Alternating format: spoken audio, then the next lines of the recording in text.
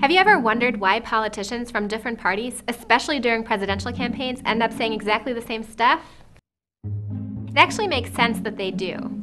I can tell you why by explaining something called the median voter theorem. Let's assume you're a Democratic politician running for election.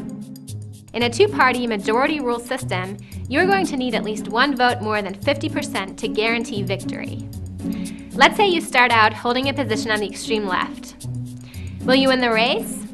Well, that obviously depends on how voter preferences are distributed along the left-right continuum. Most of the time, there will be voters all along the spectrum from left to right. So, looking at the spectrum of voter preferences, who can you convince to vote for you? Democrats on the far left have opinions a lot like yours, so their votes should be easy to get. Then, as you move slightly to the right, you get to the mainstream Democrats. You can probably count on a lot of their votes too, even if you're more radical than they are on some issues. But what happens when you start moving into the more conservative Democrats and independents near the middle of the spectrum? Most of the time, you will need their votes in order to get over 50%. But their preferences are so different from yours, they might refuse to vote for you. They might even be tempted to vote for a Republican instead. So the only way you can hope to get the votes of the voters in the middle is by moving your own position towards theirs.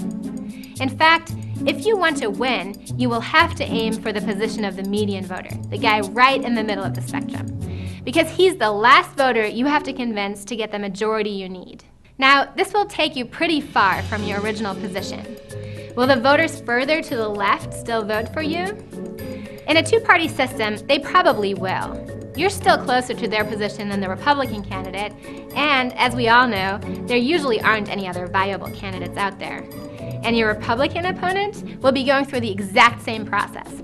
If he wants to convince more than a small group of hardcore Republicans to vote for him, he also needs to appeal to the people further to the left and ultimately to the median voter. So that's why all politicians end up saying exactly the same stuff. In a two-party system with majority rule, the median voter is the prize they're all fighting for.